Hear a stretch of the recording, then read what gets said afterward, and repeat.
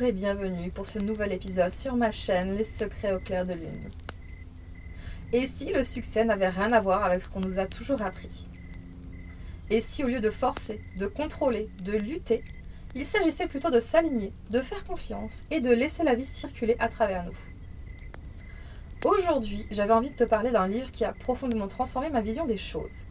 Les 7 lois spirituelles du succès de Deepak Chopra.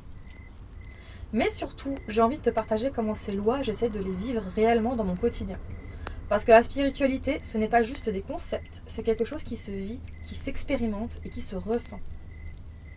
Dans ce livre, la réussite n'est pas définie comme on l'entend habituellement. Ce n'est pas juste l'argent ou la réussite professionnelle. Et c'est d'ailleurs pour ça que ce livre m'a autant parlé. La réussite, c'est l'expansion du bonheur, la paix intérieure, l'harmonie dans nos relations, la liberté d'être soi. Et surtout, c'est le fait de se reconnecter à quelque chose de plus grand, à cette partie divine qui est en nous. Mais avant de commencer, j'aimerais faire une petite parenthèse importante. J'ai envie de prendre un moment pour parler de Deepak Chopra, l'auteur de ce livre. Deepak Chopra, c'est un médecin de formation qui est devenu une figure très connue du développement personnel et de la spiritualité, notamment avec ses approches mêlant médecine, conscience et spiritualité. Mais c'est aussi quelqu'un de controversé. Certaines de ses idées, notamment autour de la médecine quantique, ont été critiquées par des professionnels de santé qui considèrent que ses propos ne reposent pas sur des bases scientifiques solides. Et plus récemment, son nom a aussi été évoqué dans des contextes controversés liés à certaines fréquentations, notamment dans les dossiers autour de Jeffrey Epstein, même si les implications exactes restent floues et sujettes à interprétation. Mais je tenais quand même à en parler parce que j'ai découvert tout ça après avoir lu le livre en préparant cet épisode. Et du coup, j'ai hésité à le maintenir. Mais malgré ça, j'ai quand même choisi de te parler de ce livre parce que, indépendamment de la personne, je trouve que certaines notions sont très intéressantes d'un point de vue développement personnel pur. Mais c'est aussi du coup important pour moi de te rappeler une chose essentielle. La spiritualité, comme tous les domaines, peut avoir des dérives. Le problème, c'est que souvent, les personnes qui s'y tournent sont dans des périodes de fragilité émotionnelle. Donc peu importe ce que tu lis, peu importe ce que tu écoutes, peu importe les formations, séances, workshops auxquels tu participes, prends toujours ce qui résonne pour toi et laisse le reste. Il y a énormément de praticiens et d'accompagnants dans le domaine holistique qui font un travail absolument magnifique, mais garde toujours ton discernement.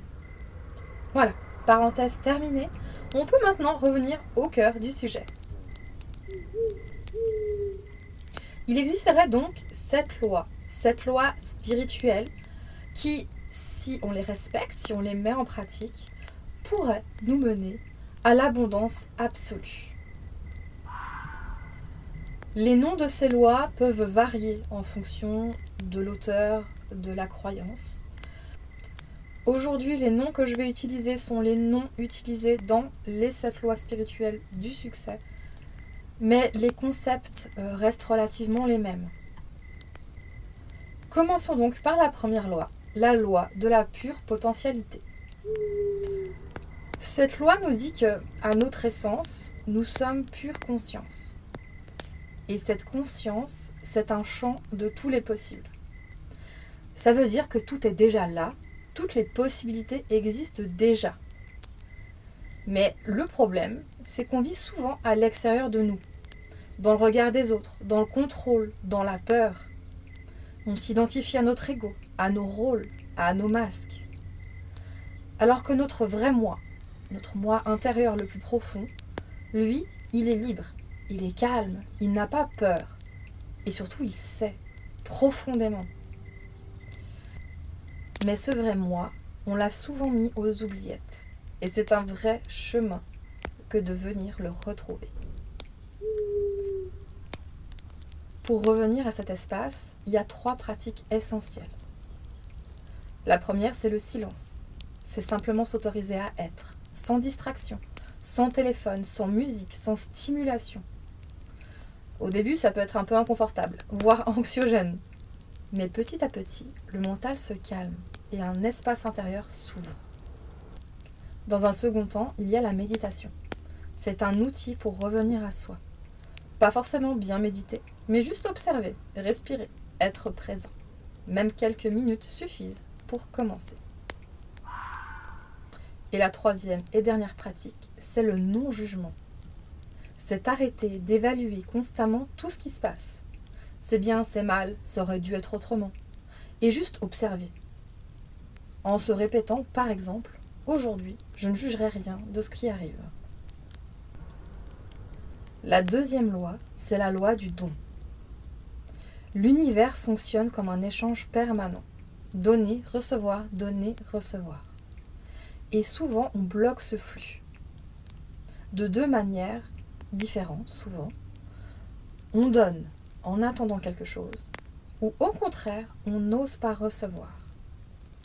Alors qu'en réalité, plus tu donnes, plus tu ouvres la circulation. Et donner, ça ne veut pas dire donner forcément que de l'argent. Ça peut être un sourire sincère à quelqu'un, une attention, un message, une présence, un vrai compliment, une intention positive, une prière, une pensée bienveillante.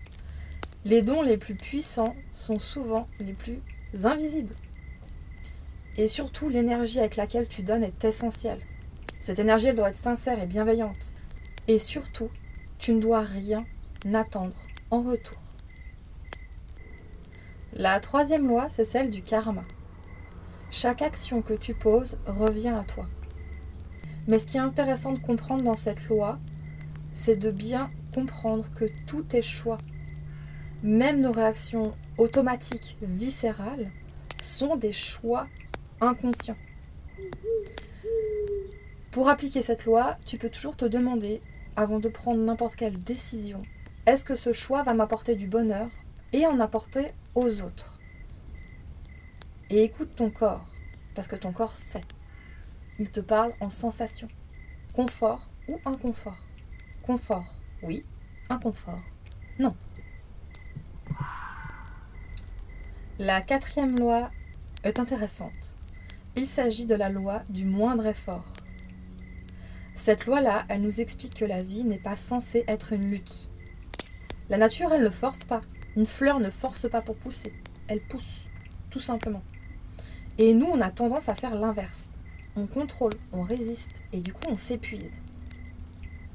Du coup, il y a 3 clés essentielles pour mettre en œuvre cette loi. C'est accepter ce qui est. Arrêter de lutter contre le moment présent. Ça ne veut pas dire tout subir, mais reconnaître que ce qui est déjà là. La seconde clé est arrêter de blâmer. Ni les autres, ni soi-même. Et quand on arrête de blâmer, chaque situation devient alors une opportunité d'apprentissage. Et pour finir, troisième clé, lâcher le besoin d'avoir raison. Il faut arrêter de vouloir convaincre, vouloir défendre, vouloir imposer. Juste rester ouvert. La cinquième loi est la loi de l'intention et du désir. Chaque intention que tu poses a un pouvoir potentiel créateur. Mais il y a une subtilité qui est essentielle, c'est que l'intention doit être posée sans aucun attachement. Ce qui est difficile. Et du coup, pour l'appliquer, il faut clarifier tes désirs, les écrire, les rendre concrets, les poser dans un espace de calme en méditant ou dans des rituels, et puis laisser faire. Et c'est la partie laisser faire qui est plus difficile. Et du coup, cette notion de laisser faire nous amène à la 6e loi, la loi du détachement. Le détachement, ce n'est pas rien vouloir, c'est arrêter de s'accrocher. Parce que l'attachement, il vient souvent de la peur. Alors qu'en réalité, entre le point A, où on est actuellement, et le point B, où on veut aller, il existe une infinité de chemins. Pour appliquer cette loi, il faut donc rester ouvert aux différentes possibilités, accepter l'incertitude comme une alliée, et faire confiance à la vie, même quand on ne comprend pas. Le détachement permet de ne pas forcer, et donc de laisser les choses arriver plus facilement.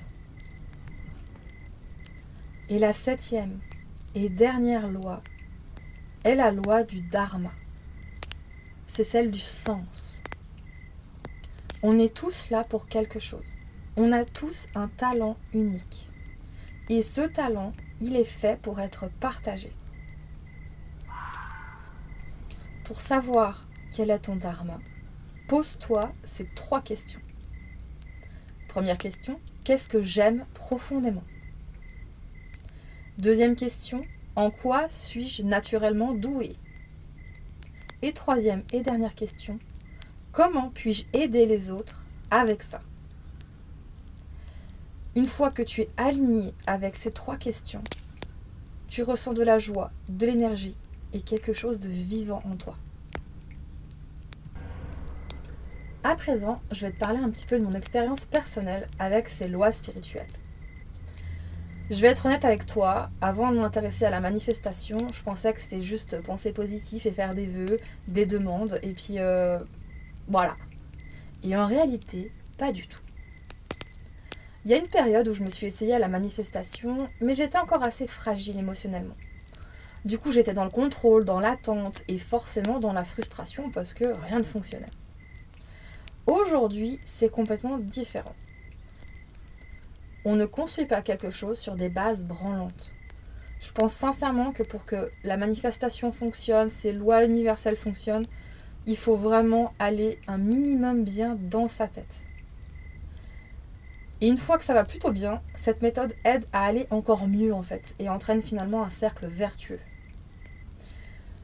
En ce qui concerne comment je vis les différentes lois, en ce qui concerne la loi de la pure potentialité, je pense que c'est la base, mais c'est la plus difficile à vivre pour moi. Parce que le silence est difficile. J'ai de l'anxiété depuis mon adolescence, donc quand tu as été une grosse anxieuse pendant plus de 20 ans, remettre du calme à l'intérieur, c'est pas du tout évident. J'y travaille, évidemment, mais c'est un chemin qui est long. Du coup, j'essaye de m'entraîner petit à petit. Je me force à prendre des moments où je ne fais rien, absolument rien. Et petit à petit, j'y arrive. Dans une société qui valorise le faire, apprendre à juste être, c'est un vrai challenge. Mais aujourd'hui, je peux le dire, vraiment, je suis de plus en plus apaisée. En ce qui concerne la partie non-jugement, autant j'ai jamais été trop du genre à juger la vie des autres, autant l'auto-jugement par contre, ça c'est plus compliqué, mais j'y arrive petit à petit. En ce qui concerne la loi du don, alors donner, j'ai toujours su le faire, sans problème. Mais alors recevoir, là c'est une autre histoire. Aujourd'hui j'apprends petit à petit à accueillir sans culpabilité, parce que recevoir, c'est aussi faire circuler. Ensuite, pour la loi du karma, j'aime beaucoup cette idée que le cœur est plus intelligent qu'on ne le pense. Parce qu'il ressent juste et sans mental. Et c'est quelque chose que j'essaie vraiment d'appliquer maintenant. C'est de prendre le temps de ressentir avant d'agir. Et vraiment, ça change tout. En ce qui concerne la loi du moindre effort, je crois que je vous ai déjà dit que j'étais anxieuse.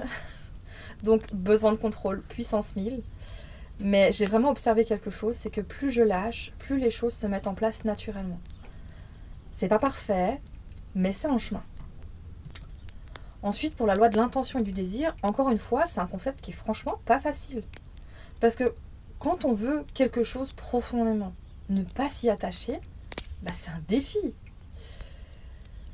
Mais c'est quelque chose que j'essaie de mettre en place dans mes rituels. J'ai un cahier où j'écris mes intentions, où je crée, je colle des choses, j'ancre. Et ensuite, une fois que c'est dans mon cahier, j'essaie vraiment de plus y penser. Le fait d'écrire me permet de sortir les choses de ma tête et de ne pas tomber dans l'obsession aussi. Et ça, c'est quelque chose qui m'a toujours beaucoup aidée. Et écrire m'a littéralement sauvé la vie. Donc aujourd'hui, je pose, j'ancre et ensuite, je lâche. La loi du détachement, on est encore sur un apprentissage, mais c'est vrai que à chaque fois que je lâche, la vie me surprend. C'est vraiment quelque chose que j'ai observé ces 2 dernières années. Quand je suis en contraction, dans l'attente, rien ne fonctionne. Et une fois que je lâche, tout devient fluide. Et pour finir, la loi du dharma, ce qui est très drôle, c'est que quand j'ai lu ce livre, j'étais en plein doute professionnel. J'ai quitté le salariat pour changer complètement de voie et devenir sorcière professionnelle. Choix de vie intéressant. Mais voilà, j'étais dans une période où j'avais envie que ça aille plus vite et où ça n'allait pas plus vite et ça me frustrait énormément. Et voilà, je remettais en doute, est-ce que je suis à la bonne place? Est-ce que j'ai eu raison de faire tout ça? Est-ce que je ferais pas mieux de retourner dans le salariat, de redevenir secrétaire dans une boîte et de plus m'embêter? Du coup, je me suis posé ces 3 questions. Qu'est-ce que j'aime profondément? Ma réponse, c'est aider et créer. En quoi est-ce que je suis naturellement douée? J'ai toujours été douée pour accompagner, écouter et apaiser. Et comment je peux aider avec ça? En faisant exactement ce que je fais aujourd'hui. Et aujourd'hui, je sens que je suis à ma place. Et même si ça ne se reflète pas encore dans mon compte en banque, ça change quand même tout. Pour en venir à ce cahier où je pose mes intentions, où j'écris la personne que j'ai envie de devenir, où je fais des collages, où je crée, où je pose tout ça, j'ai aussi incorporé récemment, ça fait 1 mois et demi, 2 mois à la sortie de ce podcast, je pratique énormément la gratitude. Dans ce cahier, tous les soirs, en fin de journée, je prends le temps de noter 3 gratitudes. 3 choses qui me sont arrivées dans la journée et pour lesquelles je suis profondément reconnaissante. Je remercie ce qui est déjà là et pour ce qui vient. Parce que j'ai compris quelque chose d'essentiel. La manifestation, c'est pas attirer, c'est devenir. Devenir la personne qui est déjà alignée avec ce qu'elle souhaite vivre. C'est cette loi, ce ne sont pas des règles, ce sont des invitations. Des invitations à ralentir, à faire confiance, à revenir à toi. Et plus tu les incarnes, plus la vie devient fluide, naturelle et presque magique. Avec cette méthode et les autres que j'utilise en parallèle, je ne suis pas devenue millionnaire. Du moins, pas encore. Mais j'ai gagné tellement plus important. De la paix intérieure et de la joie de vivre. Et pour quelqu'un qui était en dépression depuis son adolescence, c'est énorme. Aujourd'hui, je suis plus heureuse que je ne l'ai jamais été. Si cet épisode t'a parlé, n'hésite pas à le partager à quelqu'un qui en aurait besoin. Et si tu veux aller plus loin, je te prépare plein de méditations, de rituels et d'outils pour t'aider à te reconnecter à toi. Alors n'hésite pas à t'abonner pour ne pas manquer le prochain épisode de la semaine prochaine, où on se retrouvera pour une méditation pour rencontrer tes guides. Et si tu souhaites soutenir cette chaîne et ses contenus, le plus beau des soutiens reste un commentaire, un partage ou un abonnement. Je te mets également dans la description tous les liens vers mes accompagnements, mes ressources gratuites et mes espaces de partage. C'est la fin de cet épisode. Merci du fond du cœur pour ta présence ici. Je te souhaite de te reconnecter à ton essence et de laisser la vie circuler librement en toi. Et il ne me reste plus qu'à te dire à bientôt, sous la lumière de la lune.